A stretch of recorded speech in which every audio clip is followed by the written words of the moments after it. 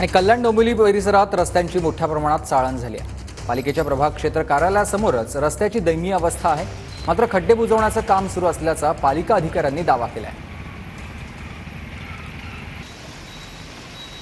कल्याण डोंबिवली परिसरातील PWD असेल, त्याचबरोबर MSRDC असेल व त्यासह महानगरपालिकेच्या सर्वच रस्त्याची चाळण झालेली आहे।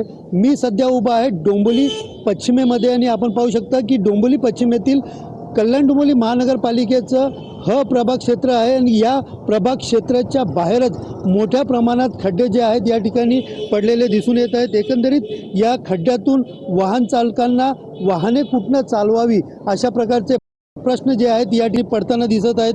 तर दुसरीकडे खड्डे वाचवण्यासाठी अनेक वाहन चालक जे आहेत ते विरुद्ध दिशेने जाताना देखील दिसतात आणि त्यामुळे या खड्ड्यांमुळे एकतर अपघात होतो आणि दुसरी गोष्ट म्हणजे विरुद्ध दिशेने गाडी चालवत असल्याने अपघाताचं प्रमाण देखील कल्याण डोंबिवलीमध्ये वाढताना दिसून येत आहेत। सुनील जाधव, TV9 मराठी, कल्याण।